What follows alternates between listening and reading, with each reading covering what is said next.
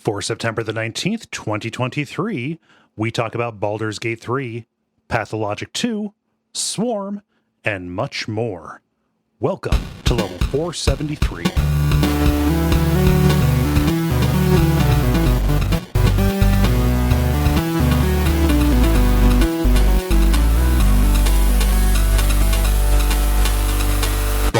My name is Kole Ross. I'm Dennis Furia. I'm David Mysmith. And you are listening to The Level. It's a podcast for people who love video games. We're rocking 3 style tonight because I didn't realize until very late that Ben was not going to be on. So yeah, he's out of town and didn't feel right to ask Jala like a little bit before, hey, can you hop on? So 5 minutes warning is plenty to invest 3 hours. She doesn't have anything else. What you've been playing, and yeah. So, but 3 style is a-okay. Dennis, what's been going on? Not much. So my wife, Jen, right now is on a mission trip in Africa for cool. 9 days. She's over there. And so I am single dadding it back on the home front. That has defined my last couple of days. So nothing too crazy because, you know, the older kids are in school right now. Yeah. But we've definitely done our fair share of eating out and doing the boys stuff of like arcades, etc. So it's been a good time. Yeah. How many days in a row can a small child have breakfast for dinner? we're trying to find out. Hey, I felt good. I made tortellini and broccoli and sauce the other night. I was kicking ass dinner wise. Yeah. Now they were interested in eating very little of that. Oh, I had sweet potatoes too. Did sweet potatoes. Yeah, so they went for the tortellini. What's important is that it was there is the thing. Mm-hmm, yeah. Mm-hmm. What's important is I can shame them for not eating it to leave scars that will last a lifetime and impact their relationship with food. Give them just a horrible complex. I think that is the way to go, if I'm being honest with you. If you don't mind saying, what part of Africa?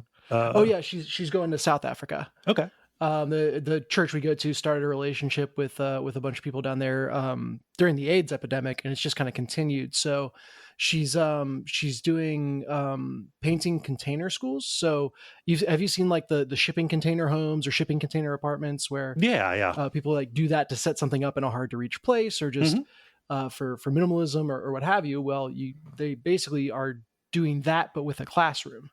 Nice. So that, you know, all these areas that wouldn't otherwise have educational facilities can have that. So putting those in and then painting them and packing meals so the kids that come can have food provided is kind of the gist of it.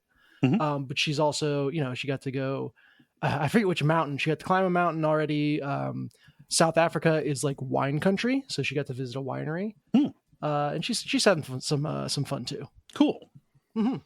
Nice. And we're eating like schlubs and playing way too many video games. So everyone is having fun. That meal that you laid out does not sound very schlubby to me unless it was in a bag that you boiled. No bags were involved. What's that? Sous vide or something? Sous vide? Oh, sous vide. Yeah. Putting it in a bag and boiling it is actually haute couture. Yeah. Okay. I've tried sous vide. I've always overdone it. It's been hard, and I don't know. I usually have better luck just raw dogging it. Shouldn't have said it that way. Back up. Yeah. If you're not going like, man, I'm really not satisfied with my steak, sous vide isn't going to magically change anything for you. True. And I don't know how sous vide works with cooking stuff on a grill. And I just got a new grill a couple of months ago, and so I've not wanted to back away from using that. And plus, I don't know. It's kind of the opposite, right? Like, yeah. So what if we did it as non-directly heated it as possible? Mm-hmm. Nice. Yeah. David, how about you? What's up? Not a whole lot. Going to New Orleans with the family at the end of the week, so just kind of getting ready for that. Cool. You got any plans for stuff you want to go see? We're gonna do a food tour. We're gonna do the airboat thing. Nice. Just kind of the basics. I don't think anything weird. There is one thing I want to do. There's apparently one of the hotels near French Quarter, their bar is like carousel themed and actually like revolves. Oh. So, that sounds kind of interesting. You know what I like to add to my deliriance? Rotational motion. I mean, always works out real well. Oh gosh. Well, that sounds cool. I would like to go to New Orleans at some point. It's a lot of fun. I really enjoy it. Yeah. Gary went and went alone a few years ago and did like a Gabriel Knight tour. Going to locations from that game because the first one takes place in New Orleans. And was this self-directed or is that actually a cottage industry? Because that would be amazing. It was self-directed. Like he found looked through the game and because like a lot of the locations are like accurate to some place or another. Like there's a prominent voodoo shop that you go to. The coolest thing that it sounds like you did was like went to this big cemetery and got a tour and basically learned all about how differently bodies have to be interred. In New Orleans. Yeah. So, New Orleans just feels very different from a lot of the places that I have been because it has a history involved in a bunch of different cultures. Oh yeah, yeah. Nice. I don't have an awful lot. Like I hate to be talks about the weather guy, but it's been gorgeous out, so I've been doing more like outside kind of stuff. Got back over and did the waterfall hike that I like doing over at David, you'll know, Pleasant Hill, the Lions Falls. That was good. I got that done in a faster time than I've done before, which I know that's not the point. The point is to enjoy it. But when I went out there earlier in the year, it kicked my ass. And this time it didn't. So I must be making some kind of progress. Yeah.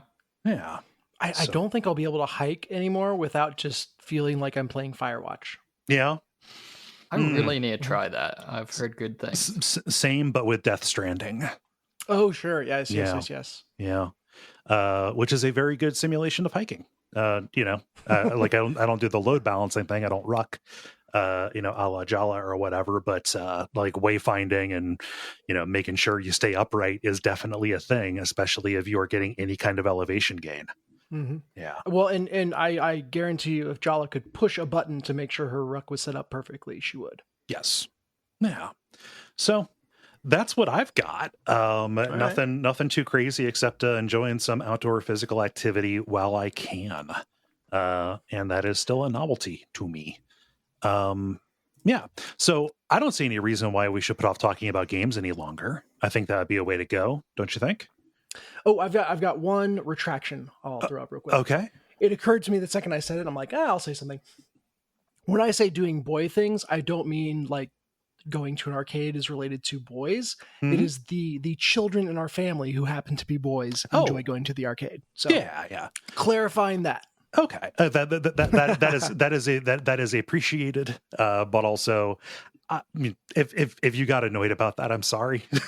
Fair enough. Yeah. Yeah. Cool. Well, we should talk about games, and to do that, we need to do the regular kind of show. What with the grind, the multiplayer, and the end boss. And why don't we get started with The Grind, where we talk about the games we have been playing over the past period of time or so. Let's see. I mean, I think we got to lead with Baldur's Gate on this one. Yeah. Because I don't want to talk about anything else. You got another big one on here that I'm curious to hear about, but I would like to hear you talk about this. I have started this, but I only had time to do like the barest of the intro. I got to the part where the ship crashed, so still very early. That's in the first hour. Well, depending on how long you spend at character creation, right? Okay, because you could easily blow, 2.5 hours just fiddling with character stuff. I kind of knew what kind of character I wanted to make when I went into it. I mean, I don't have an awful lot to say about it other than, boy, this feels like Larian's take on D&D, specifically Faerun, Forgotten Realms D&D. So sign me up. Isn't that literally what it is? Yeah, that's that's that's what they set out to do, and they did it. Yes. Yeah. So Dennis, I want to hear what you've gotten up to. What are your what is different this time? Yeah. Oh man. I mean, I talked about it last week, and just how accommodating the game is of your choices. I think the main thing that stuck out to me in this past week of playing is just how badly the game will draw you into just one more syndrome. Oh yeah. And specifically, not even for any good reason, just specifically the inclination I have to try to squeeze in as much adventure as possible between long rests. As possible. It is a problem. Oh, you're not playing a warlock. Yeah. I don't know how to deal with it. But man, we covered last time we talked about it that long rests are not hard to come by. No, you're going to find plenty of provisions. You're not going to miss any story. And in fact, sometimes it's better that you do frequent long rests because that allows them to dole out big story beats closer to when the triggering things happen. So characters will at certain points say like, you know what, when we settle down for the night, I want to talk about this. Yeah. And that's your kind of cue that, there's a big story beat coming up. But the way I play, it's like, great. Well, then 3 sessions later, when we all have 1 HP and I've spent all my spell slots, we're all dripping with blood, then I'll try to remember what you said you wanted to talk to me about. Is there a downside to long resting? Absolutely none. I mean, especially none that I can tell. So why are you why are you riding the tires so thin? I think to explain that I should explain something else about me, and I'll let you guys make the connection. When I text and I'm typing a word, and I realize that I've spelled something wrong or misplaced a letter, or even if I just decide I want to change the word I'm using. Dumb example. Let's say I wrote good and I was like, I actually wanted to use great. I will strategically go back and not delete the G because I want to get the most use possible out of the letters I already typed. Well, that's maniac behavior. Yeah, I was going to say, have you considered being screened for obsessive compulsive disorder? Oh, it gets worse. I'm trying to think of a specific example. That definitely sounds like stuff I do. Because like I will also let's say I'm blanking on words that would work for this, but like I will like delete out one letter between 2 letters that I want to keep and then type the rest. So it is that compulsion applied to Baldur's Gate 3 where it's like I have spell slots left. I see a thing over there. If I go to the camp, I'm going to have to watch a loading screen before I can see what's next. And it's not a long loading screen, right? But there's just this feeling of I could squeeze in a little more. I'm curious what's around that corner. By way of example, like, I've fought my way through this swamp. I'm kind of on my last legs, but I see the witch's house that I've been looking for in front of me, and I'm like, okay, I'll just scout out around it. So when I rest, I'll know what to prepare. Like I want to know what my approach is. But then I realize, actually there's a ledge up there that if I have my barbarian throw my gnome, so you get, while I'm here. Yeah. And then I peek my head inside and be like, yeah, I can see the witch. She's looking the other way. I just want to see inside. Again, I'm preparing. And then I pass an insight check to be like, secret passageway. Well, I'm already sneaking. I'm already here. I've heard this. I need to go down the secret passageway. There's a whole bunch of social encounters down at the bottom of this passageway, which leads to another secret area, which leads to a fight, which leads to another secret area, which leads to a boss fight. And it's like, and then I came into this trying to rest, and I've done 6 more things just because they chain together so naturally. So, this is such a strange combination of following a compulsion to maximize a resource that doesn't exist, yes, while still not being able to stop yourself from following an impulse that works wasting a resource that does exist, by which we mean time. Yeah. Yep. Okay. Oh my gosh. I've got to say, I'm really disappointed. Penny Arcade used to sell shirts that said, "Why not a long rest?" But apparently I can't find them anymore. Oh, sad. Yeah, it's just, I don't know. And like, I'm getting gratification out of it. I don't get to that final moment of long resting and be like, ah, man, I should have done more or whatever. Like, okay. Generally I'm getting joy out of this, but it is like, I've gotten myself into such crazy situations, and had to use tactics that I wouldn't if I just had my spells topped off. Okay. Which, that is interesting in and of itself, but oftentimes it's like, well, maybe having a sorcerer that can cast a spell is a good idea. I mean, playing your character to their potential, especially when you don't know precisely what you're going up against, if you're going to need all of that. Yeah, then I wouldn't get deep into the mechanics of throwing potions to make them explode on the ground. Like, yeah. Or you could just do what everyone should do and just roll Warlock. Is that the OP class for Baldur's Gate? That is the OP class for if you're not doing a long rest. That is like the primary defining trait of the Warlock is it gets almost everything back on short rest. I see. Yeah. And that's, short rests are available. It's just like a button to regain half your hit points and some of your spells for certain characters. So, that can keep you going even further as well. Yeah.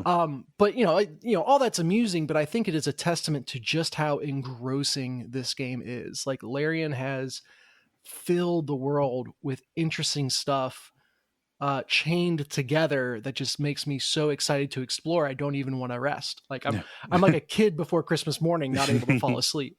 Only the present under a tree is a rock troll that wants to kill me, Yeah. So yeah, that's a good on you, Larian. So you, when you talk about like, okay, it forces you to improvise around mechanics that you otherwise would not engage with.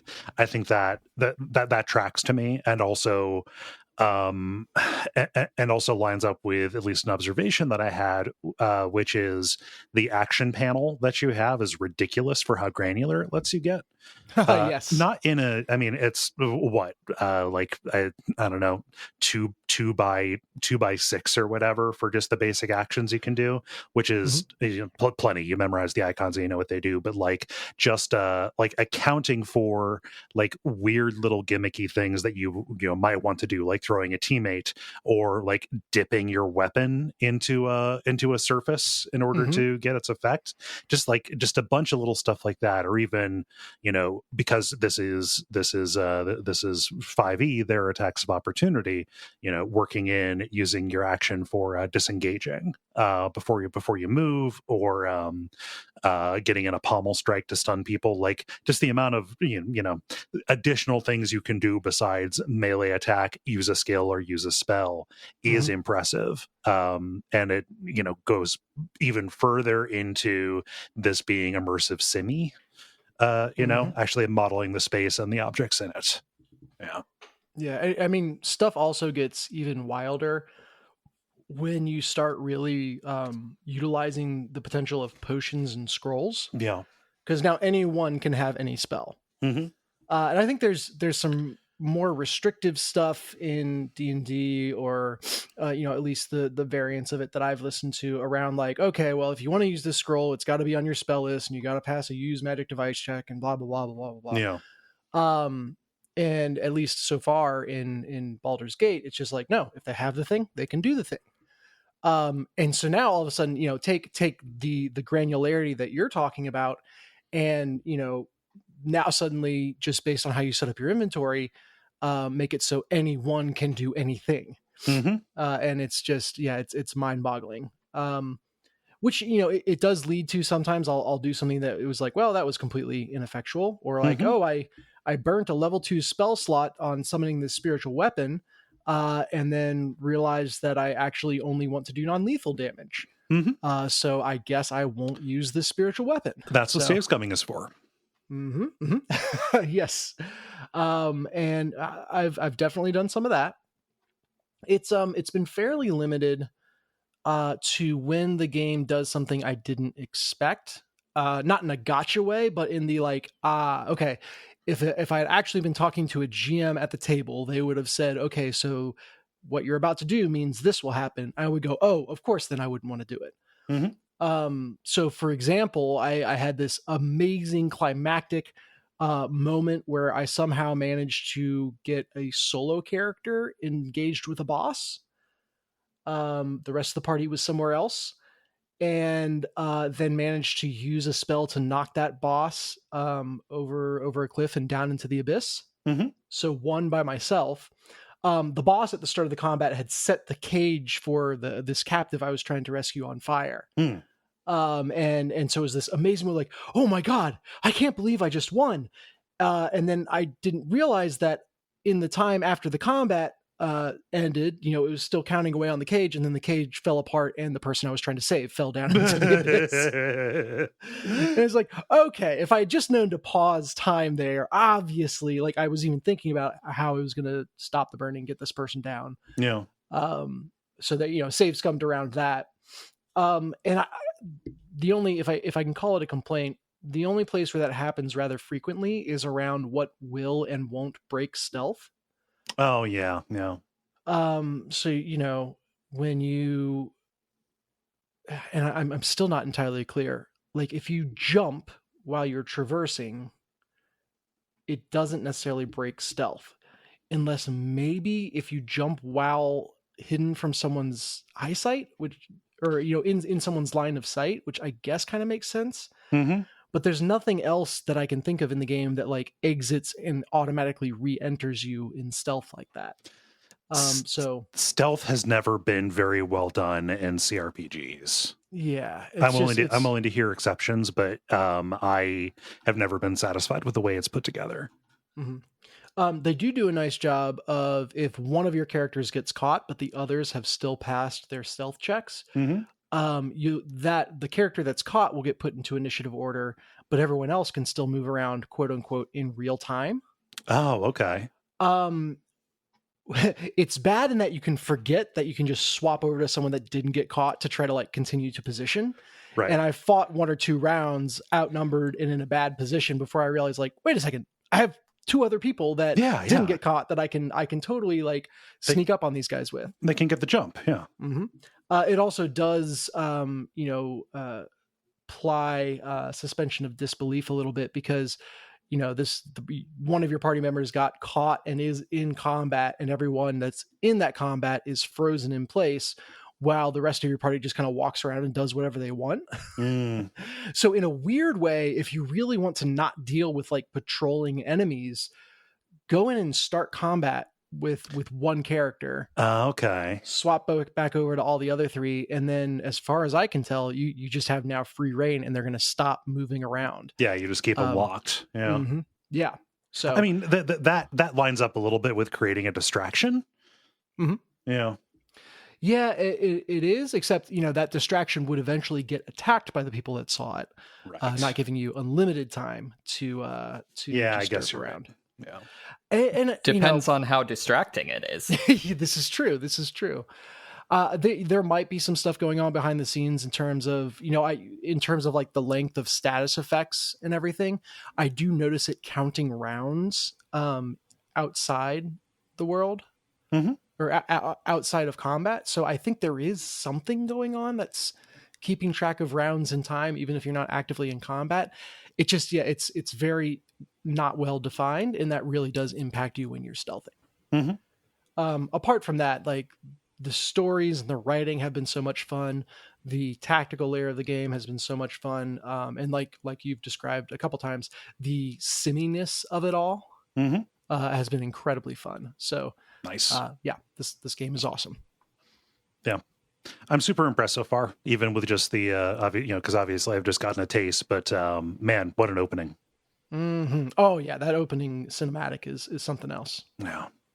They don't make them like that anymore.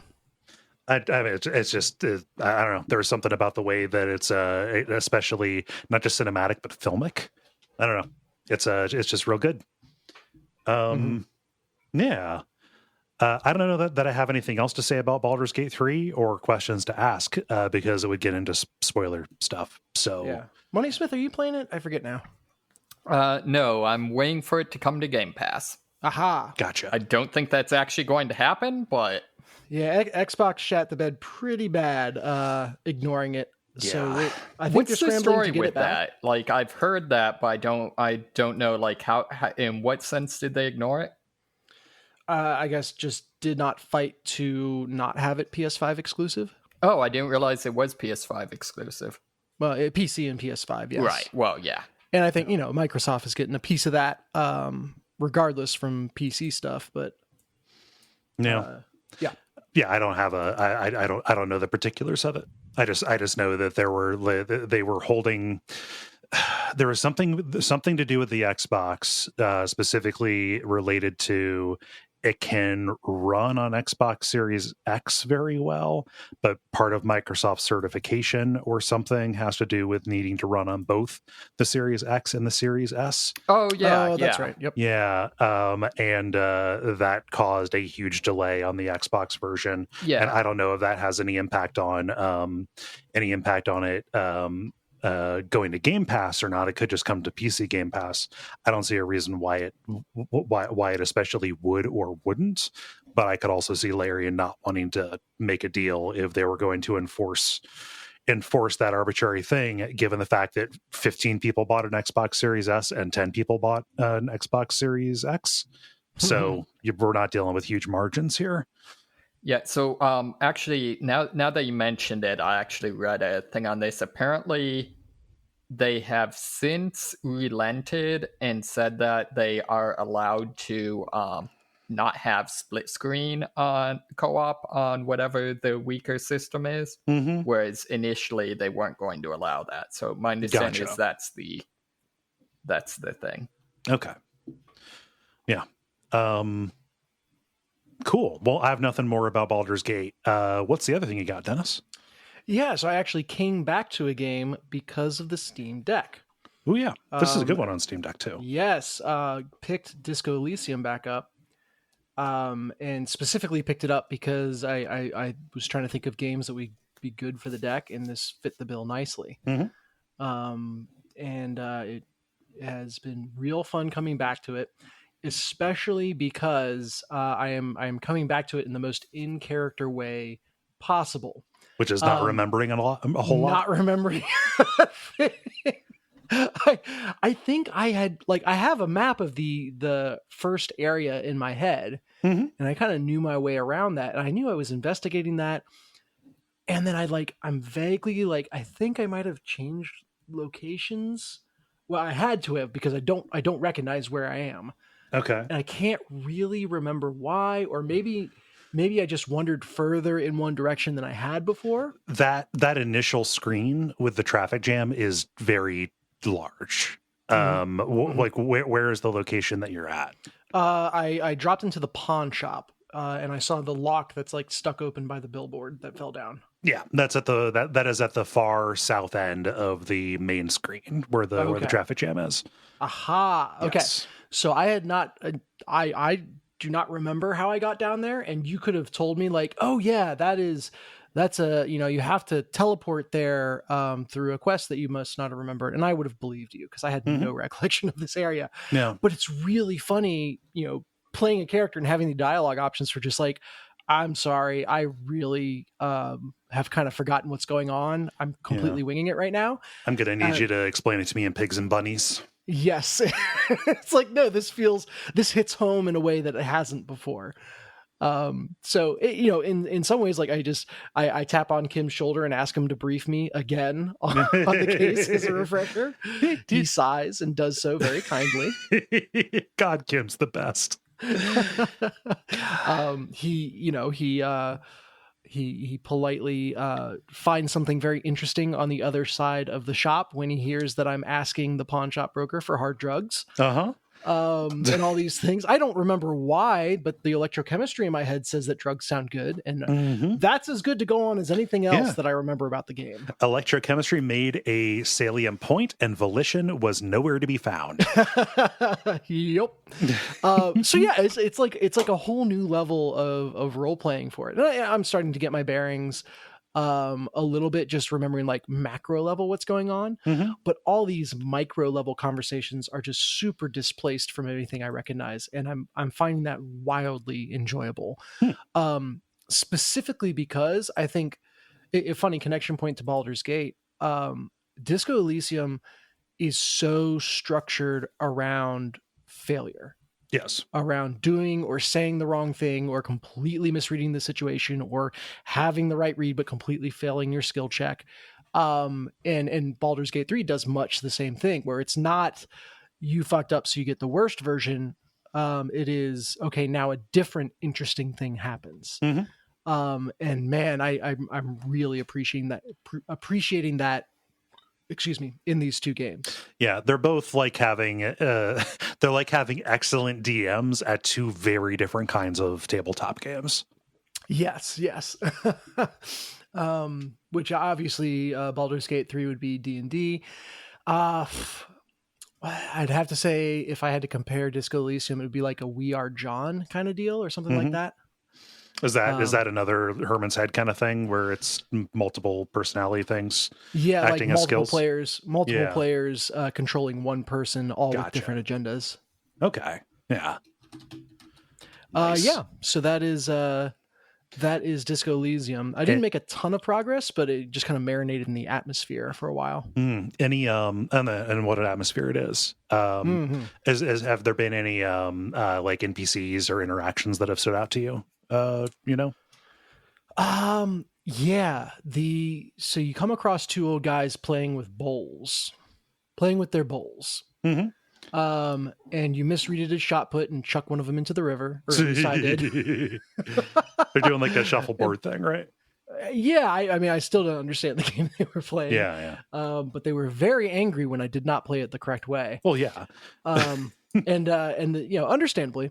And then one of them just goes on this diatribe about the war that happened and kind of the history, except he's on the side of like, I'm happy with what the invaders did. I wish, though, we had done it to ourselves. But like, it's this whole tangled web of perspective that you kind of he leads you through. Yeah. But the great thing is, when I was in the pawn shop, they have little figurines, like action figures from the war, and it talks about these, the one regiment that like is it's dressed a certain way, and you kind of realize over the course of this conversation that this guy is wearing that garb. And I stopped playing after the conversation. I had to go do something, but I was like, you know what? I kind of want to go back and buy a figurine and give it to that guy now. I don't know if you can, but that's what it made me want to do. I mean, probably. I mean, it definitely updates with, I believe that updates the interaction at the very least. You can ask them about it. Yeah. About the conflict between the communists and the moralists. Yeah. But yeah, just and where am I having the fun in this game? What is amusing? Truly, the fun I'm having in this game is learning about the complicated history of this fictitious conflict. And it's like, oh, I didn't realize there was a faction of people that felt that way. That's so interesting. And I see now how that led to the tension in this area. And I'm basically doing a history lesson for fun. Of something that doesn't exist. Yeah, that, I mean, and you are getting you are getting the proper stuff out of it if you are enjoying it at that level. I think that is a huge. I mean, obviously, the people are more important than the ideology and than the ideologies in it. But seeing the marks that those ideologies have left on the material conditions of everybody around you is a huge part of what that game is supposed to be about. Yeah, absolutely fascinating. And runs great on the Steam Deck, and I think that the nature of that gameplay is paced so that it's great for a mobile platform. Yeah. And it's not just like the ideology. Like, so I'm reading the novel. Gosh, there's a novel written by Robert Kurvitz, the director of Disco Elysium, called "Terrible and Sacred Air." It came out in 2011, and though it came out 8 years before Disco Elysium was released, the novel takes place chronologically after Disco Elysium. Unrelated, like, you know, the Isola of Revachol is mentioned, you know, like the place where Disco Elysium is, but it just is related to different people in a different place, but it's still in the same world and concerns itself very much with the political conflicts and things happening elsewhere, but also with just what is the nature of the world that this is and how is it different to our own, even while having these factions and places that are very similar to it. It's structured around like a missing persons case, so it is still a little bit like investigatory. Yeah, it's not officially out. There was for lack of a better word, a fan translation that was made of it. That's what I'm reading. I believe that has been pulled down from Reddit. There is no official translation, so go and search for that at your own risk. But like as facts about the way this world is put together come out, if you continue playing this, I think that'll be very satisfying to pay attention to as well for you, because they were absolutely. for me. Yeah. So that is me this week. I had a little bit of Baldur's Gate, as I said. I have been streaming Pathologic 2, a game which I have only made a few runs at before, which is wild given how much I love the original Pathologic. For people who are unaware, Pathologic 2 is kind of a retelling of what happened in Pathologic 1, but also it's a sequel, but also, yeah, it's a weird property like that. But has kind of more modern mechanics and stuff to go along with it, more modern presentation, but is still, you know, fundamentally about the same thing, which is you're in a small town on the Russian steppe, and you are there. In this case, you are playing from the perspective of somebody who is returning to his home in response to a letter that his dad sent him. His dad was the only doctor in the town, but he arrives home to find his dad having been murdered. He is considered to be guilty of the crime. He is wanted for the first day. But the murder mystery gives way to the kind of spread of this new epidemic that makes conditions very bad, and you and two of these other characters, which in the original were playable, in this one will be playable in DLC, but right now there's only one of the storylines. These three different healers working together to figure out what this epidemic is and try and find a way to stop it from burning through the population. That's kind of the setup.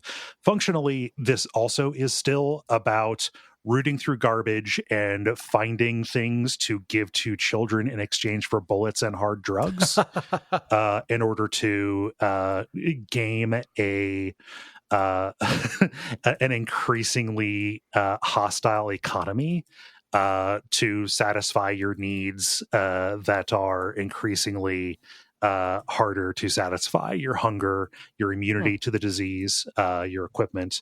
It is like trying to walk a mile with the same, let's say, like 2 cups of water in your cupped hands, and just that slowly draining out as you go.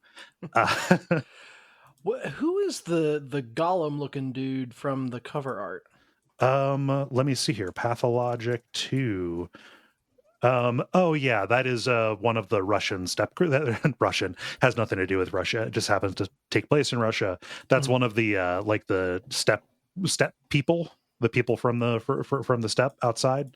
They're called the Odong. They're used as workers. They're sometimes referred to as walking worms. Some of them can talk, some of them can't. It is just part of the general magical realism of this. Yeah, that's Interesting. Yeah. It's a very slow burn. I mean, I'm streaming it. This past weekend was the hey Greta. Sorry, I got distracted by my cat. This past weekend was I think the third and fourth session. I just got to day 3 of 12, and that is when the epidemic really starts hitting, and certain districts start being shut down. Different districts are shut down every day.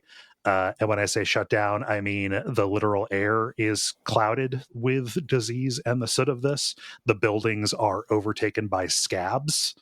Oh my God. Literal clouds of this disease are like patrolling up and down the streets, and looters and rioters are out and stopping you and attacking you, trying to stop the spread of it. Yeah, it is really bleak.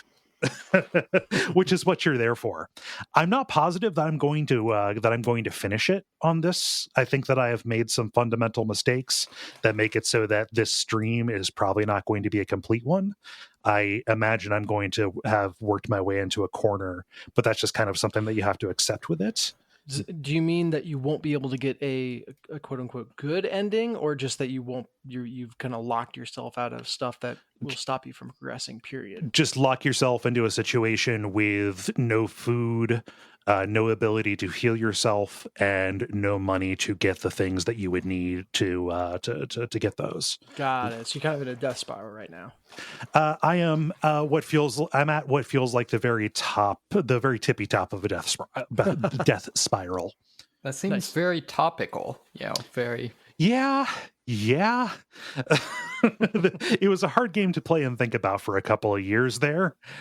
One thing that is cool that I think is going to be specific to this character, given his particular set of skills, is a new mechanic that is added in the sequel, which is diagnosis.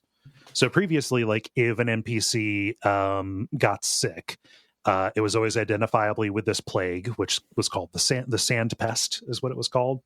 There were particular items that you could give in order to help them. And it was just one thing. In this one, it is not always clear what exactly they have, and there's a little mini game where you have to have taken your resources and made different colors of tincture to give to them to figure out what symptoms they have. But as you give them tinctures, it raises their pain, which makes it more difficult to actually get a good read on what the symptoms are. So you have to administer painkillers on it as well. And then the symptoms that you get determine what kind of antibiotic you end up giving. And this is a real nice bit of consonance because it takes stuff that otherwise would have been in the previous game junk resources or stuff that you would have to end up having to sell, or it'd be like low-level healing items, and makes all of it precious. Down to like, to make the tinctures you need water, and you can get water anywhere, but you need to have the bottle. But also that water, could be used to quench your thirst, which gives you more stamina, or you could trade it to drunks for things that they have, again, in order to give it to small children, so they will give you drugs or bullets. Yeah. I mean, if you think about it, you're really doing a service by, taking those away from the kids. Yes. I mean, if I can give a kid a fish hook or a safety pin in exchange for their morphine, well, I know better how to use that morphine, I think. Mm-hmm. I don't like to presume, but I believe that I do. So there are an awful lot of just little resource loops where everything is precious in multiple different ways, which makes the decision of how to allocate them much more interesting, but also makes it a much more difficult game in turn. Yeah. And which that scarcity and difficulty is part of the fun in this genre. Yes. Yeah. This kind of survival emphasis on survival horror. And good. So to that, Wikipedia describes this as a horror game, but everything I've heard of it sounds much more like a mystery, that sort of thing. Like, are there segments that just like Resident Evil style run away from the zombies? I mean, there are points where you are trapped in spaces with things that will attack and infect you as it goes. I would say this is, because a huge part of the project of doing the streams and, talking about horror games in general is kind of disentangling the different ways that something is scary, the different ways that something qualifies as horror. This is much more in the atmospheric side of things. Sure. And the atmosphere is bar none. Like, all you have to do is look at some videos of this and being played. With the music and just the aesthetics, the alienness of this town, the bizarre way that people talk.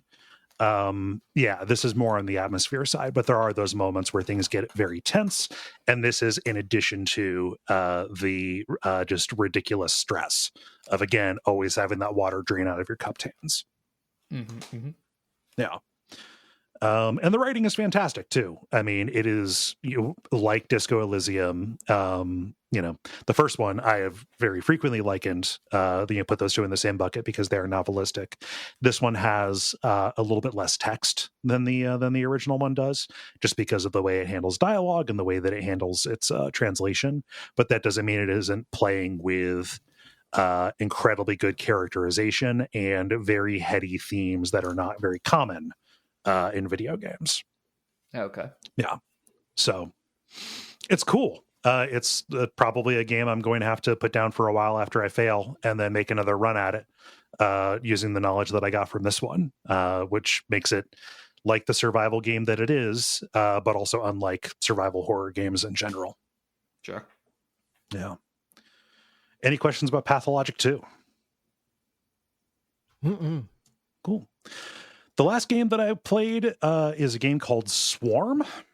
This is a VR game. I'm playing it on the Quest 2 or whatever. And this was recommended to me just in the app that gave me I think 20% off coupon or whatever. I was like, I'll go shopping. Let's see what is recommended to me based on liking Pistol Whip. It recommended this. I am on the bubble for whether or not I'm going to try and return it.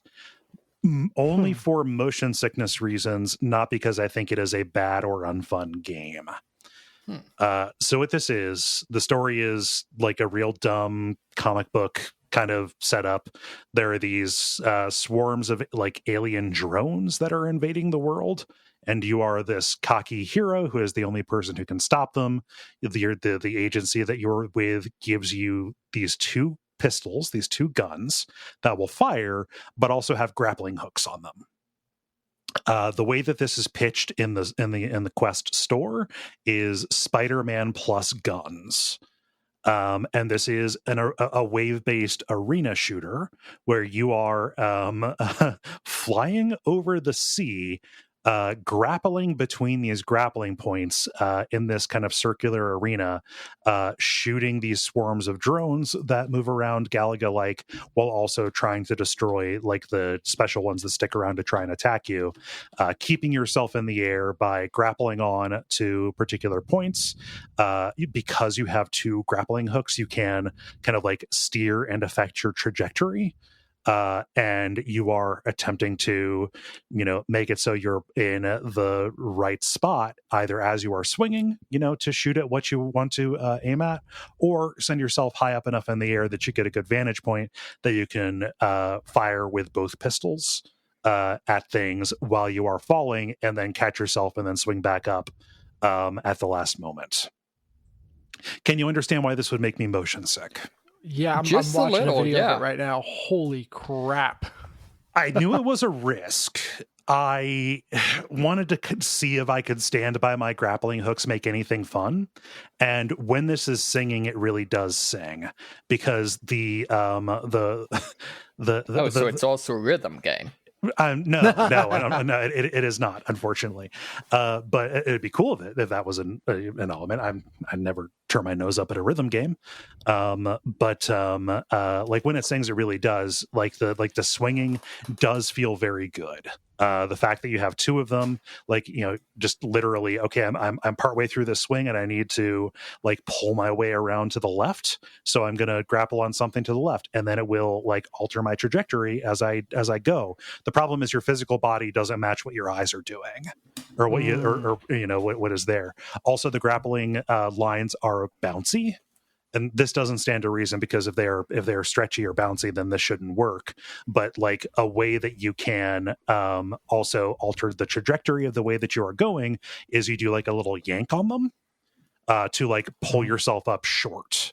And that is different that if you are doing just one grapple or two at a time, right? So it is really modeling your trajectory in a way that is like what feels accurate, but is also incredibly fun, and it sets up very cool moments where you get it just right and you have as much opportunity to like shoot every drone in a line before they get to the exit portal and escape, right?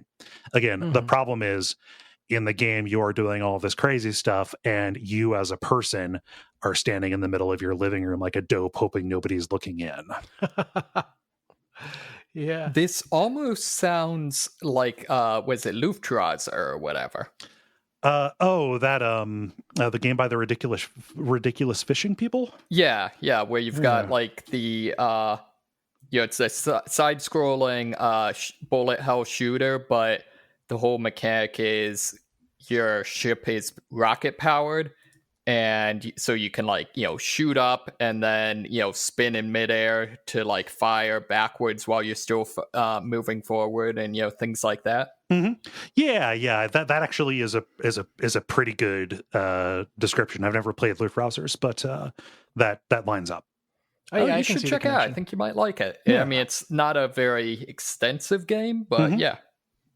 How strong is the auto aim on this, or how forgiving is the targeting? Because I mean, it looks like you are just whipping around wildly. Oh, you are going so fast. Yeah. So it's got to be pretty friendly, right?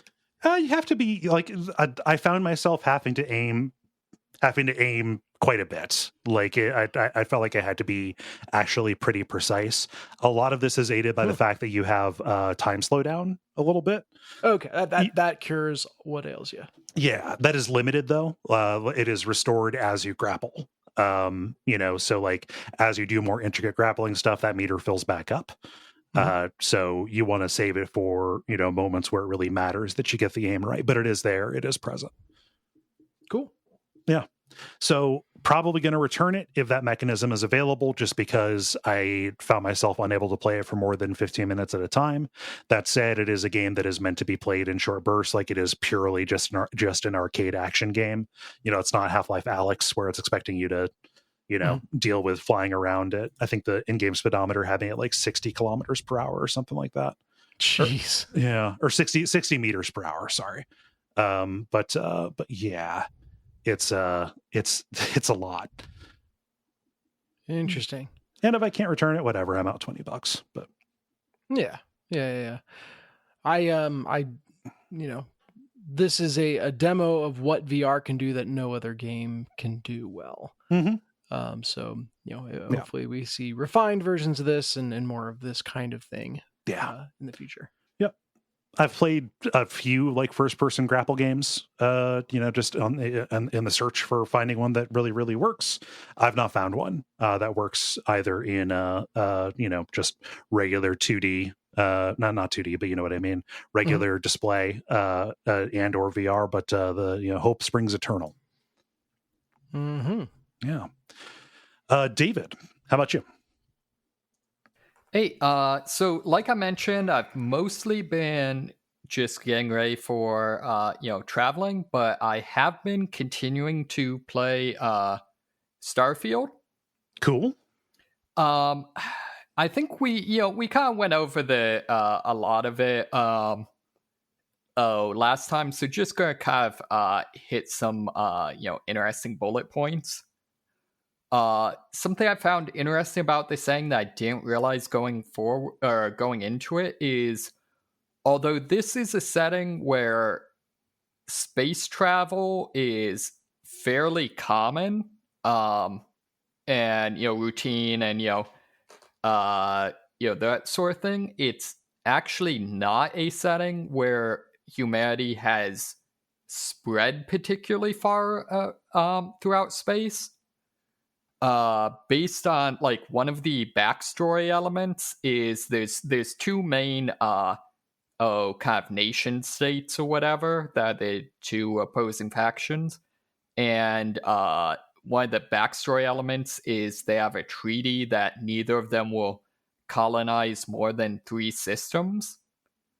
So, unlike something like, I don't know, Elite or whatever, where, humanity's just spread throughout the Milky Way, there's actually each of the factions has about 1 or 2, like, kind of, large scale cities, and then, a couple of, like, industrial cities and stuff. Mm-hmm. So that's just kind of interesting to me. I've joined the 2 factions, which for the one nation is kind of it's really weird because it's a matchup of, on the one hand, they're kind of the idealistic, like, space exploration, science-oriented faction, but they're also kind of the Starship Troopers faction. Mm-hmm. Oh, where, like, no one gets citizenship by default. You have to join the military or do some sort of non-military service in order to become a citizen. Okay. They're also, it's kind of ambiguous. They're potentially at least a little bit totalitarian. On the other hand, the other faction is basically space cowboys, which is kind of unfortunate because on the one hand, like, I've seen Firefly and stuff like that. Like, space cowboys is a really cool premise. The problem is that they're kind of set up in opposition to the other more established faction as the, like, oh, we're the faction that's all about, like, self-reliance and, independence and don't tread on me. It's like, oh, so you're space Republicans. Yeah. Okay. Wah, wah. I mean, so it is just Firefly, like the whatever, what is it? Brown coats, the non-empire people, like they have like the bit of like Confederacy to them, something like that. So, it's like, oh yeah, like we don't compel you into service, but also, just maybe there would be some instances where some law would be good, actually. Right. And it's funny because when you join their faction, the what you join is the Rangers, and which are, basically like, you're the sheriff, kind of that sort of thing. Which is kind of funny because it's like, this is the self-reliance and we don't need no government thing. But then the most natural way to interact with the faction is to become an agent of the government and go around helping people. Yeah.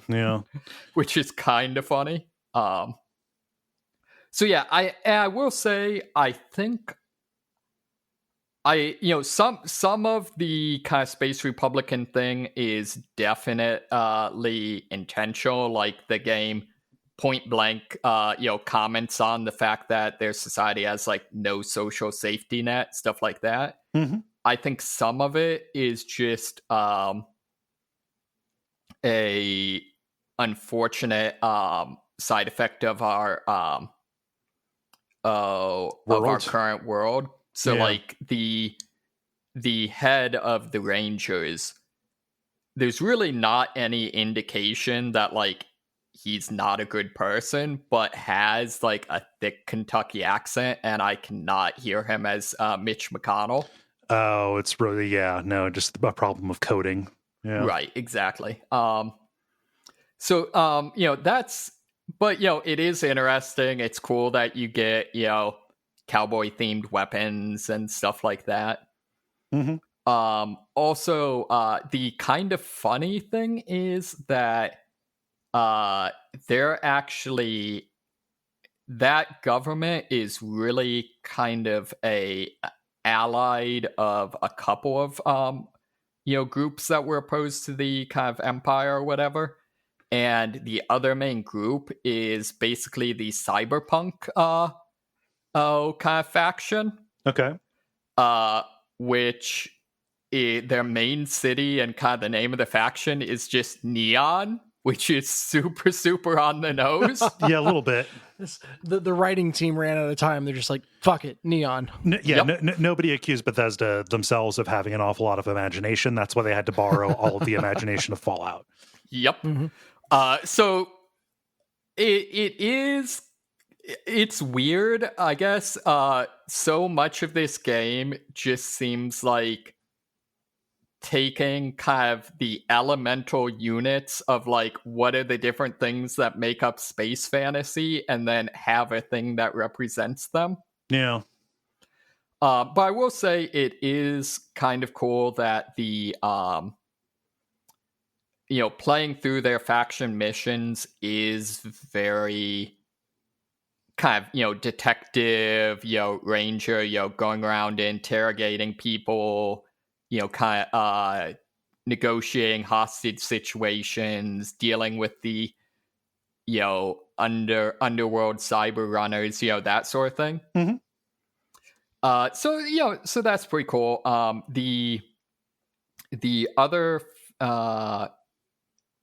join the other faction, you basically they have kind of a militia, sort of independent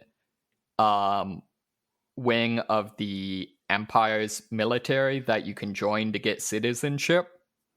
Oh, so like a fascist paramilitary street gang? I mean, I would say I think I'm a little bit overselling how much, kind of the fascist angle. Like that is definitely a thing that exists. It's more, I would say it's much more in terms of like, this is a society with a lot of propaganda and, fairly law and order orientation, as opposed to actually being like, like totalitarian, if that makes sense. Yeah. But still, yeah. And I mean, a lot of that, I think, is also the fact that, like I said, elemental, space stuff, this is kind of the faction for if you're into, like, very military oriented takes on space sci-fi. Mm-hmm. And so I think it's partially just they need an excuse to have you be in the military, but it wouldn't be a fun game if you were like actually just following orders as a grunt the whole time. Yeah. But yeah, that's that's been kind of cool. In terms of the I guess actual play, the two things I've noticed. One, I don't know if this is controversial or obvious or whatever, but having chance-based persuasion mechanics just isn't a good way to do persuasion, because it basically gets down to like you just save scum. Yeah. I really think that kind of Deus Ex, Human Revolution, and what was the Rockstar or cop game? LA Noire? Yeah. I think that really is the right way to go in terms of like make the persuasion and deduction stuff actually be a game mechanic instead of just a stat check. Although something I do like is that the way it works is you get various arguments you can make, and they're each worth a certain number of points, and the more points they are, the harder they are to be successful. And you have a certain number of rounds of the debate effectively to get to get the required number of points. Do you get more arguments available if you have done more footwork leading up to it? Like if you've discovered something about, what they want or what's really going on, or is it just a matter of you roll in and you have to make the right choices? Yeah, from what I've seen, there isn't actually, it's straight up a % chance. So like the things you're saying are just abstractions. There's no actual like, oh, this particular argument would be, more appropriate for this character's personality. That's sad. Which sucks. The one thing I do like, though, is for each of the arguments, the person you're going against has distinct voice lines for if they either accept or don't accept the argument, which is cool. The other thing I've noticed that's, I guess, interesting is overall, I don't think the writing is, fairly good, pretty decent, pretty good stories, good dialogue, interesting characters, that sort of thing. But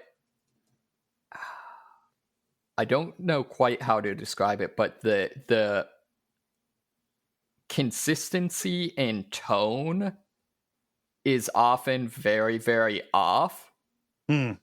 So like the romantic, potential romantic partner that is kind of the roguish guy, his sort of quest and kind of, how a Bethesda game is, like, as periodically as you get enough affinity with the character, they say like, oh, I need to talk to you, and then you have the thing. All revolves around his husband who died under mysterious circumstances, like you and he basically finding out that things, the circumstances he died under may be more questionable and investigating it. But the problem is, like, that's actually, really interesting, really well written. It's kind of a nice add some dimensionality to the fact that other than that, he's kind of the jokey Han Solo type of character. But the problem is that because that's the romantic stuff, it then gets into like halfway through this conversation about like figuring out what happened to your dead husband, I'm then going to like awkwardly flirt with you and offer you like a sensual massage. Oh no. Geez. There's probably more important things to worry about right now. Right, exactly. And like likewise with that, I feel like a lot of times the choices for responses just seem slightly off, where it'll be a situation where it's like, I want to do maybe the like, kind of cautiously, not either like pro whatever you just said or anti whatever you just said. But the only option to do that is basically like being a smartass. And again, that doesn't work when the conversation is about like, hey, here's this like horrible thing that happened to me. Well, it's marvelized. Right. Exactly. So that's kind of interesting. I will say on the more positive side, I do like that it seems like what the characters like and dislike in terms of your responses seems a little bit more interesting than normal. So like with this character, he's generally one of the good aligned heroic characters, but at the same time, as kind of the rogue, he's also cool with you kind of doing a snarky response or that sort of thing if it's witty enough. Okay. So audacity and actually being a good joke. Right, exactly. And likewise, I like that, and this is hard to explain, but it seems like if you look at like New Vegas, I think New Vegas is kind of the gold standard for games like this. Yes. But one of the things is a lot of the companions very explicitly had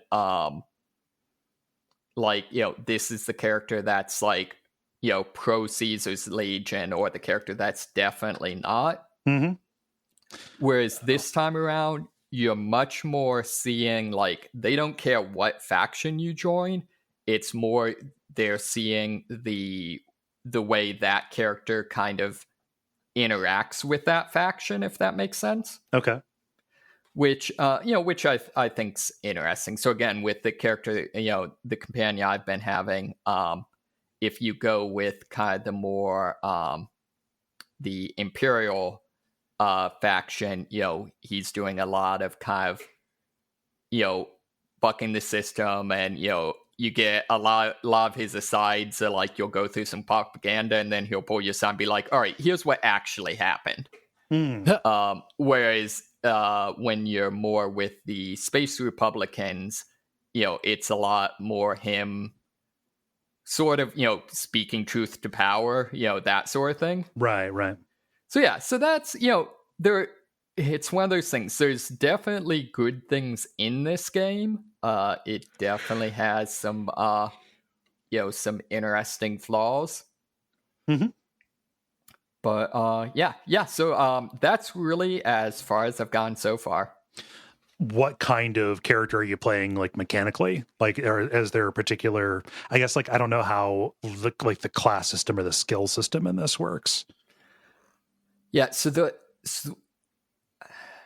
way it works is actually kind of interesting, because you choose a skill and then have to complete challenges. So like, lockpick this many locks, shoot down this many ships, that sort of thing. Mm-hmm. And those unlock the ability to spend further skill points in the skill.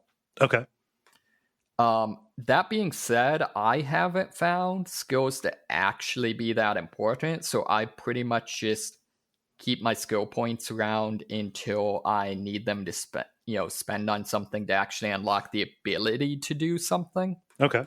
So far I have a bunch of points in lockpicking, and then most of the rest of my a good number in persuasion, and then most of the rest of my points are in basically like the crafting abilities, especially because a lot of the crafting, particularly with ships, is not just like you can make this, but like you can't use it if you don't have the skill. Mm-hmm.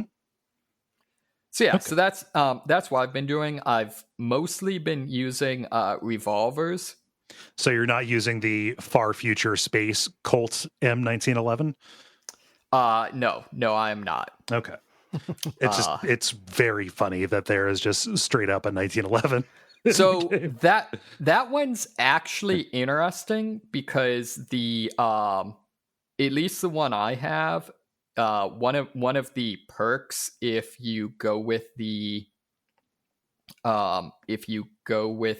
starting faction of having parents, your father is a history professor, so it's explicitly a like 50-year-old gun he restored and gave to you. Oh, okay. So I think there also are just straight up, like, for some reason this is a 1911. Mm-hmm. But well, like, if we don't give it to you this way, we're going to give it to you that way, and in some ways are cooler than others. But like, yeah, so the one I'm carrying is explicitly like the gun owned by the guy that founded like the faction that's kind of like the followers of the apocalypse. Okay, like the mutual aid folks. Yep. Yeah. So yes, but that being said, yeah, there is weird stuff. I mean, lots of space knives and swords and things. Yeah. Nice. That's all I've got. Honestly, there's a fairly good chance once I get back, I'm just going to jump to like Lies of P or one of these other games. But Hey, take it as it comes. Yep. Nice. That sounds like a segment to me. Indeed it does. Multiplayer. Now it is time for the multiplayer, where we ask you a question and then you answer it. Dennis, what is the question that you asked the nice people? Yeah, I wanted to know about a relic of a bygone era, rented games. So, did you ever rent games growing up? And what was your most memorable experience with a rented game? Yeah, and I will get us started here with Callum, who says, we really should have had people list their ages if they were comfortable, because I want to see what the young... Go ahead. Yeah. I was going to say, when you were growing up, or just when that was a thing? Yes. Yeah. Or if it was a thing, like, I don't know, if somebody is 20, if somebody was 20 now, they probably would have been like a little kid when like the last of the Hollywood videos dried up or the last of the blockbusters dropped up. So it's possible, but like kind of hanging on by a thread there. Also, I don't think our audience is that young. Man. Good. I am surprised that one of the video game manufacturers has not tried to make video game rental be a thing. Oh yeah, just trying anything to keep physical media in, or oh, I'm saying no physical media, just like, oh yeah, you can spend $2 to get this game for a week from the App Store. I think GameFly does digital rentals, and what you're describing is Apple Arcade. I mean, that's just a monthly subscription to have access to a game for to a rental service. Is it a specific game? It is a catalog. Yeah, it's a catalog of stuff, and stuff can leave it, but I've never had that happen to me. Yeah. Regardless, we have Callum, who says, first time I played Final Fantasy VII, a friend had rented the PlayStation and game, but not a memory card. We had neglected Barrett for some reason, then got to the section in the Golden Saucer where he has his solo boss fight. Game over, no saves. The rest of the weekend was spent playing Tekken. Yeah, that's a problem. That'll get you. Yeah, no, just when you end up below the Golden Saucer, they're fighting Dyne. It's rough. Yeah. Let's see. David, what does Greg say? Greg says, my mom managed a video store from 1985 to 1994, so I handpicked out the NES games for the store when they decided to rent NES games in 1988, and could get games for a week or so when they were new before they went to the store. If a game was in, Mom could bring it home for me if I asked. I also did rent games from another rental place for games not at my mom's store for a week for about $6. Man, week-long rentals at that time as well. That was usually like video games had to be back like 2 days, like the next day or so. Yeah. At least places I went, like gosh, because David and I grew up in the same place, I almost got extremely hyper local. But like that video rental place over on West 4th in the city center there, or the Kmart, the Kmart's where I went. Yes, yeah, the Kmart, that one had like a 3-day rental, I think. Okay, that must have been it. I remember it being a big deal when Blockbuster got 7-day rentals around the time that the N64 came out, but even that was only on particular things. Yeah. Fuck, I'm old. Jesus. Hey, Dennis, what's Ollie say? Ollie has probably my favorite one of all time. Ollie says, I rented Anna Kournikova Smash Court Tennis for the PS1 for a weekend from the Irish version of Blockbuster, which, as we all know, is Blockbuster. I'm not going to sign off on that one, man. That's all Dennis. Should have practiced that accent a little more. Had a great weekend playing this game with my mates and having some beers. Went to drop it back on the Monday, and the Blockbuster had burned down. Still have the game. Never had a chance to give it back. Wow. And he has a picture of the game. Yes. That is very good. I like that. It says rental only, not for resale. Also, I choose to believe that with a game like Smash Court Tennis, that this was like the NFL Blitz of tennis. I mean, it could have been. That'd be amazing. Huh. They did have Outlaw Tennis, but that was that was in the PS2. That was part of the. It was Outlaw Golf, Outlaw Tennis, and Outlaw Golf 2. Yeah, the thing they don't tell you about Outlaw Golf is it turns out it's just all white-collar crime. I mean, that's just golf is the thing. Yep. Yeah. You gotta time that insider trading meter. Oh, man. Let's see here. Brian says, before any of us owned a GameCube, me and 3 friends rented one along with Smash Brothers Melee from the local shop.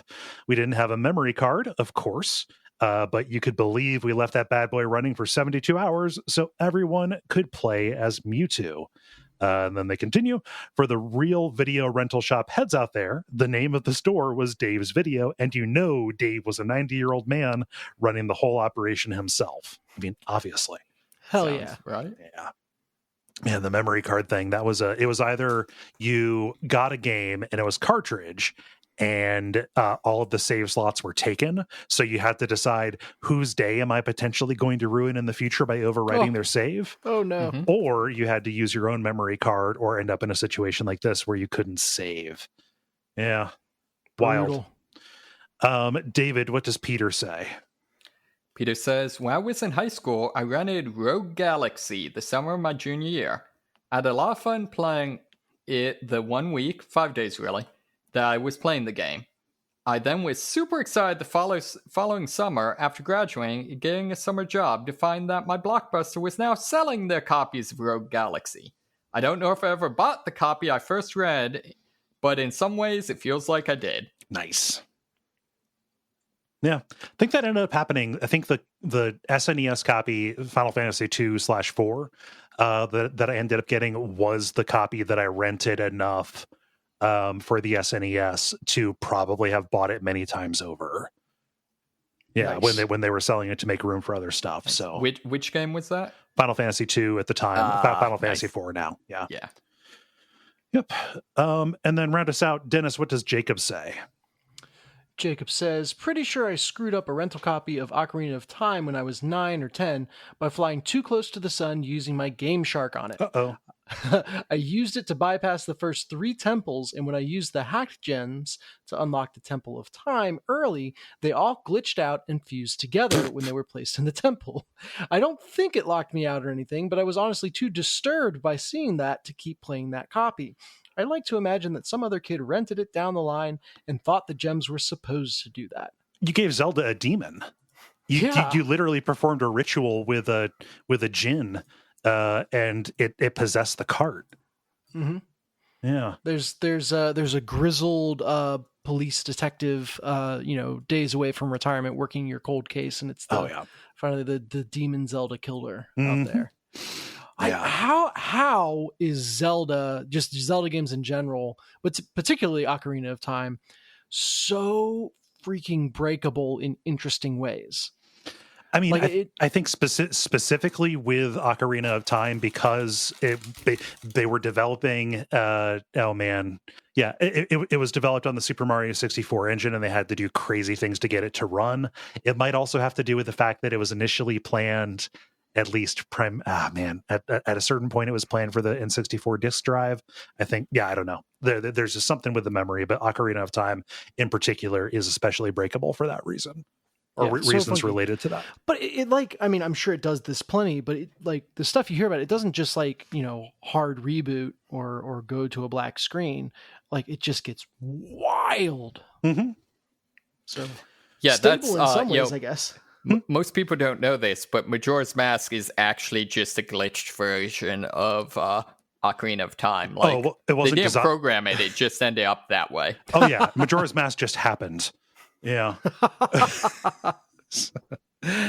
For my answer, because it was such a mainstay. I mean, I've got memories of, when we would go and stay the night at my grandparents, we would go and, there was always a game rental, and, either Chris could pick or I could pick. So this history goes back a lot for me. And it's hard to say. I would say, oh man, probably renting Silent Hill, very shortly after it came out. And I wasn't incredibly young. I was 12. But at that point, I had played Resident Evil 2, and I figured, I can handle scary things. And this was before I recognized that things can be scary in different ways. Oh, no. And I got, here I am, 12, either 11 going on 12 or something like that. You get the idea, tween. And like you get through the entrance where you wake up in the car, or the opening when you wake up in the car and you walk down that long, twisted, fucked up alleyway as the world transitions. And then you see the crucified body and the demon babies walk up and stab you and there's no way to escape. That was too much for me. And we had a good enough relationship with the Kmart lady that we could take it back and say, hey, this was too much. Can we swap it out for something else? And they let us. I don't know what we got instead, because Silent Hill has left much more of a mark on my life than whatever I got instead. But I did not revisit the original Silent Hill until I think a couple years later when Silent Hill 2 came out, and I played and enjoyed that. Yeah, man. That's trying to judge if this game is appropriate or your thing just by what's on the box is a lost art. Mm-hmm. All I knew was scary game, and I liked the other scary game. But yeah, David, how about you? So, I think the most memorable situation was renting Snowboard Kids for the N64, I think, which was not a particularly good game. It was basically just if you took a snowboard game and made it Mario Kart. Mm-hmm.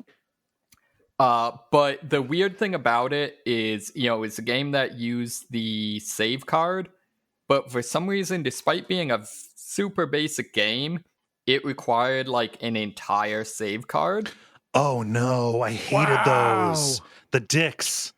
Yeah, so I just, left the game running all 3 days or whatever.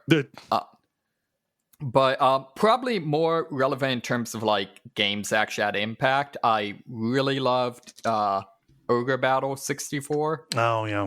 And what I always mess up the name. The Mega Man Legends action RPG.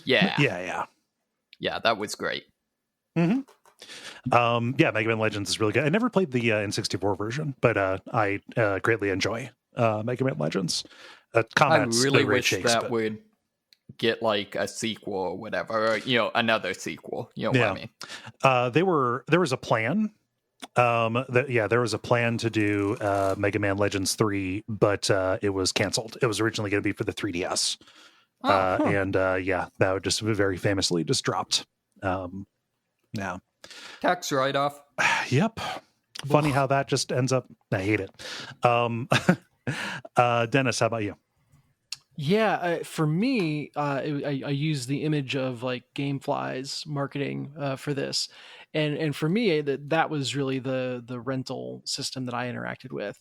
So Netflix for games, but I played the God of War games that way. And that was one of those things, this was when I was in college. I finally had a little bit of money to spend on my own. It's I could never swing this at home, in high school. There's no way. And so that was my moment of liberation. Not only can I get God of War, but I can get all three of them at the time and play through them all and see what this is all about. And that was good stuff. Yeah, God of War, Gamefly was a really good value proposition for a college student. Mm-hmm. Mm-hmm. Yeah. Mm-hmm. Absolutely. What were you going to say, David?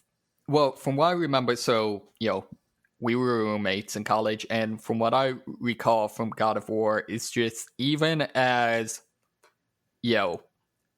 white male college students, which is basically the peak of your edgelordness, we definitely realized that pre-dad God of War was kind of dopey. Yeah.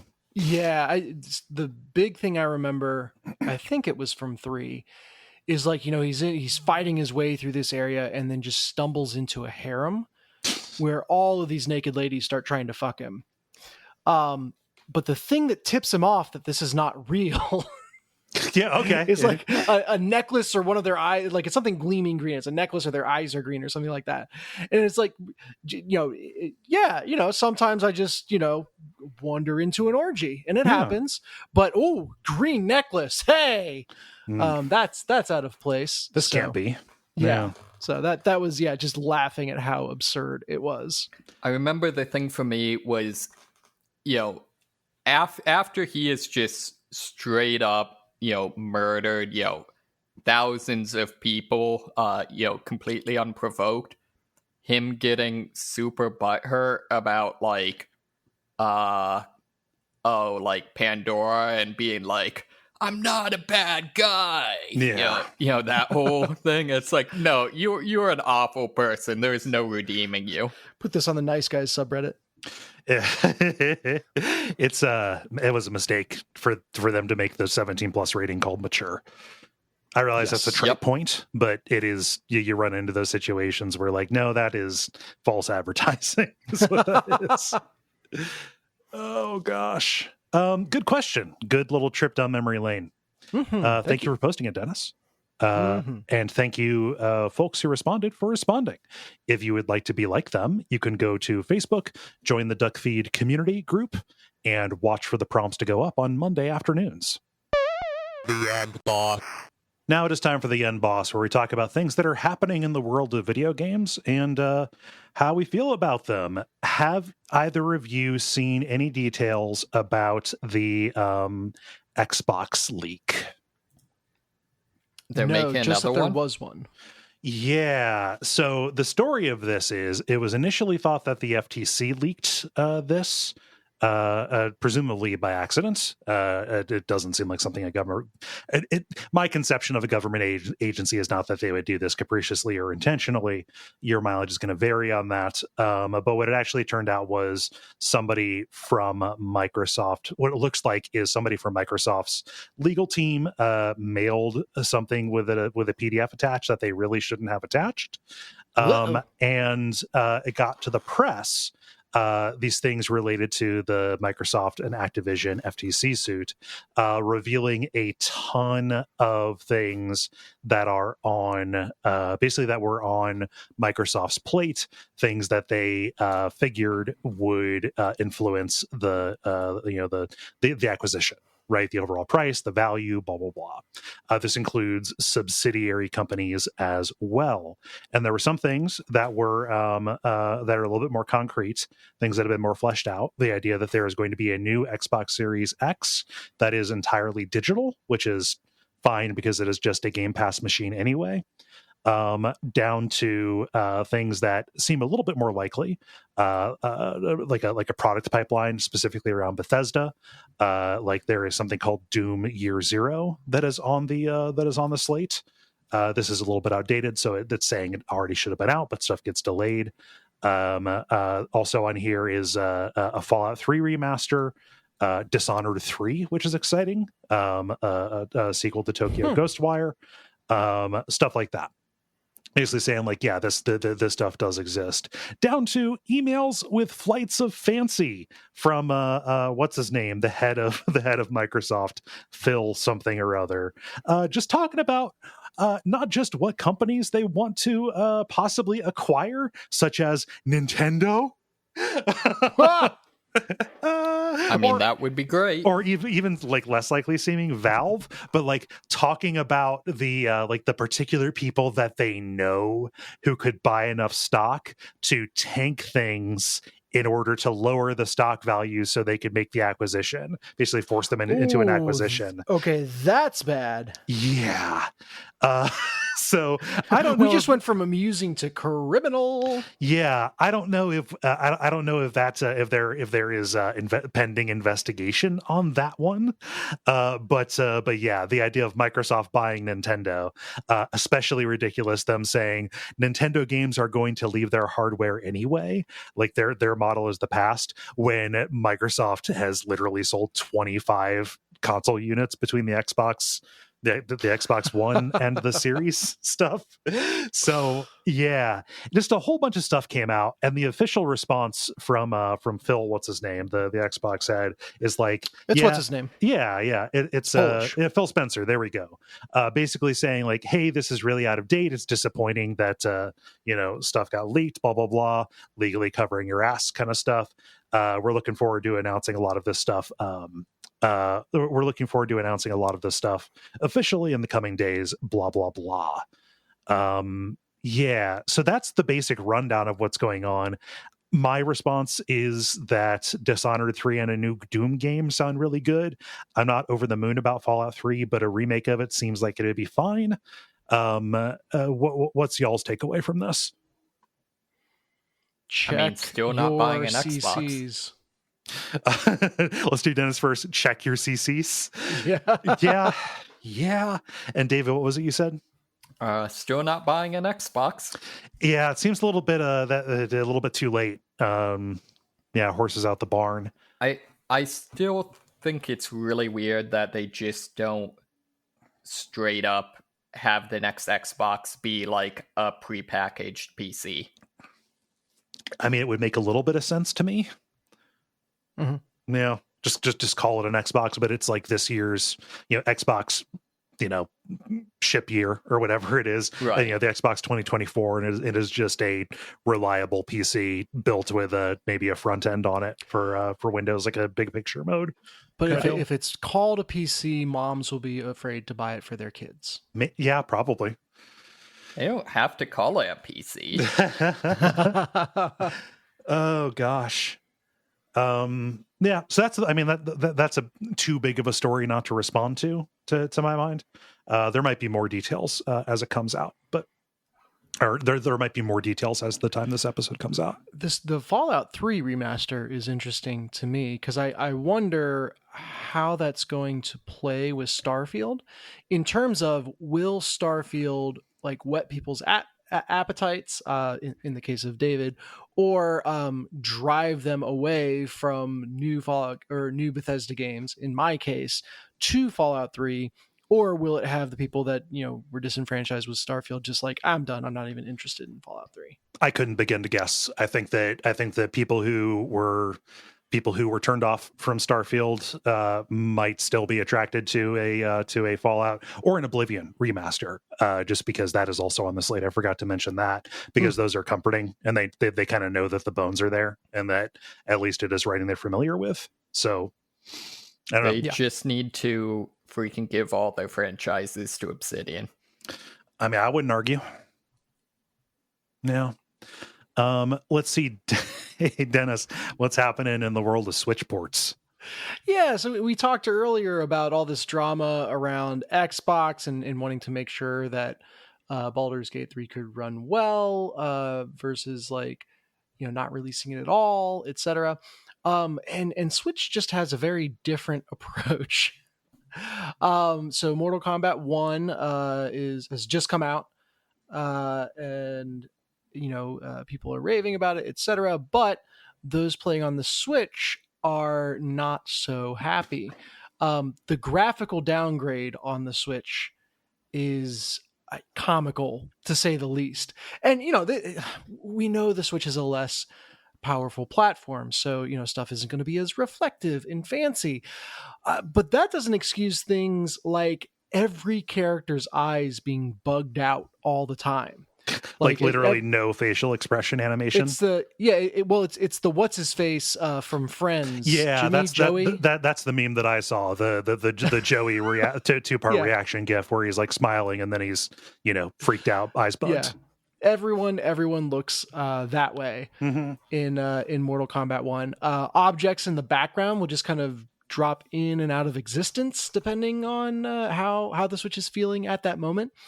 But those are the kind of sacrifices you're going to have to make if you want a game that runs smoothly. See, wait, hold on, what's that? I'm sorry, I've just gotten in that the game also still runs like shit. Yeah, I was going to say, I don't necessarily, I just, if it is just a way to get my Mortal Kombat fighting system fix on the go, And I, like if it's a secondary, if the story or whatever is secondary, like if you are a reasonable human being and find the story and world of Mortal Kombat to be farcical, it does not matter to me if it is more farcical because of the technical presentation. The fact that the gameplay doesn't hold up on this version, that is the unforgivable thing. See, I feel like no one buys Mortal Kombat for the gameplay. Like what they should really do is just send you a DVD of all of the fatalities and you just watch that and then you're done. We call that the YouTube port. Yep. Yeah, like I don't know. I feel like Mortal Kombat would be much more effective if they just did what they apparently want to do and just made kung fu movies. Yeah. They've done that a couple times. It has not been very good. Yeah, the most recent one was okay. Oh, yeah? I mean, the web series was amazing. No, I never saw it. I don't know.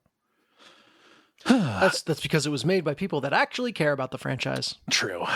But I think that web series, or at least the trailer for it, or like the little mini episode, was eventually what turned into the recent Warner Brothers one, the 2020. I think that might be right. Yeah, yeah, I remember something about that. Yeah. There was one that came out like Legend of Chun-Li when we were in college, right? That was Street Fighter.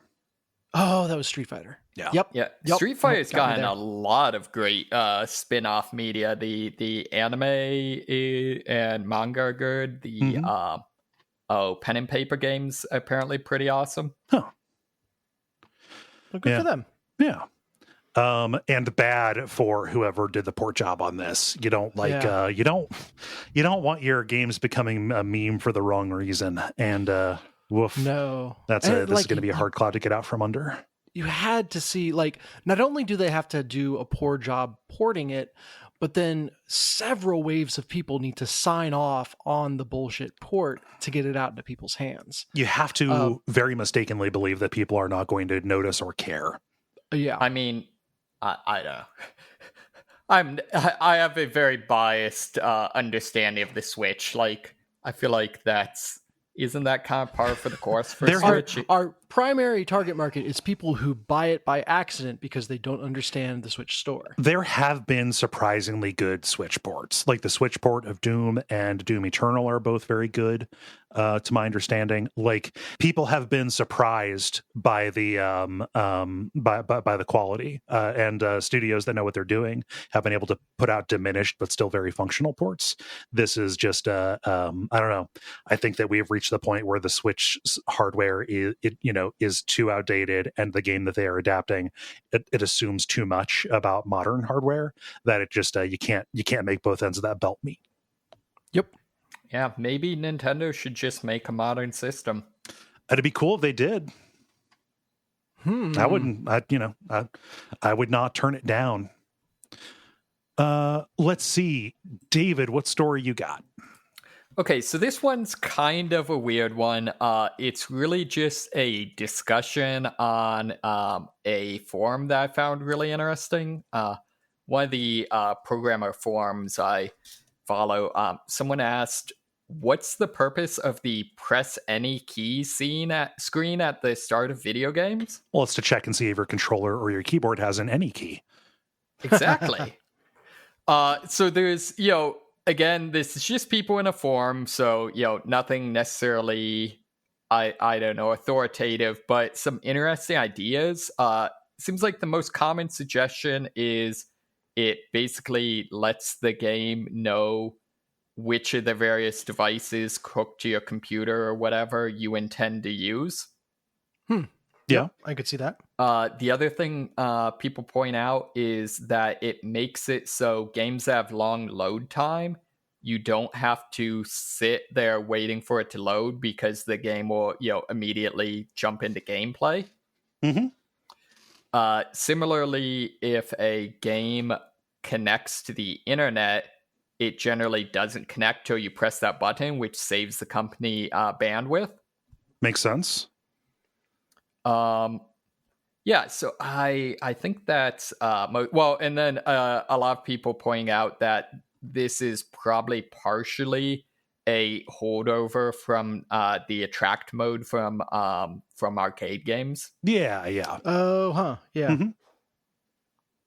Yeah. So I don't know. I just found that interesting. Kind of an interesting discussion and something I've never noticed.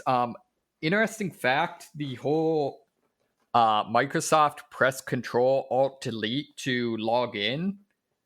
The original reason for that was to prevent a attack where someone creates a computer program that makes a fake login thing that you would type your password into and then steal it, because if you press Control-Alt-Delete, it'll preempt whatever program happens to be running. Oh, okay. Huh. Interesting. Yeah. I'd heard, and I thought I'd seen video footage of it. It was Bill Gates and like one of the chief engineers talking about how they had so much trouble, building Windows, and there were so many glitches that Control-Delete was like a backdoor for the developers that they absolutely loved to get out of jail free. Oh, I can definitely see that. You see Bill Gates in that video, and if you've never seen someone murder their coworker with their eyes, that's what Bill Gates is doing. Yeah, I like this. I like these. What boils down to little UX customs. More than anything, because like all of these or any of these or many of these at a time could be a good reason to do it, but also like this is just what people expect and there is no appreciable reason to break from it. Would be as another thing. One other kind of funny one. Apparently, at some point in one of the console cycles, one of the console manufacturers mandated a maximum load time to first interaction. So it was basically a way to cheat and like load what's technically the first interaction really, really quickly. Oh, that's dirty. Yeah. That's thinking like a programmer. Yeah. Yep. Good art's law. Cool. Well, that sounds like a segment to me. How do you all feel about buttoning it up? This button. The credit. Thank you so much, everybody, for listening to level number 473. We really appreciate you taking the time. If you would like to help us out, you can leave a rating or review. You can support the network on Patreon.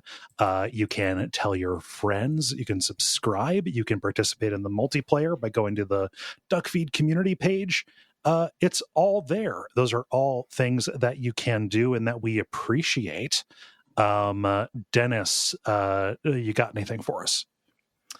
Oh, what do I have? You can find me on Blue Sky now. I am at Furia Games, Furia Games. Mm-hmm. Cool. Yeah. Let me see here. I think that's going to be everything. So I've been Kole Ross. You can catch my streams on Friday and Saturday nights at twitch.tv/Duckfeed.tv.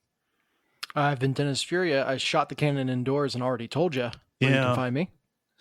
I'm David Mysmith. And stick around for some titles.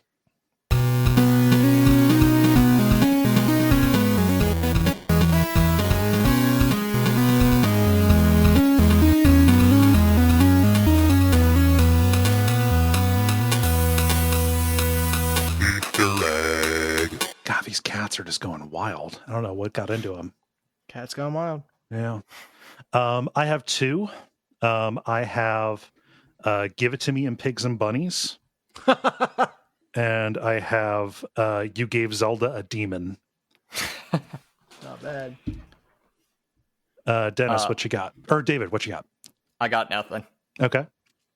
I have two as well. I have the tippy top of a death spiral. And then I've got the insider trading meter. Okay.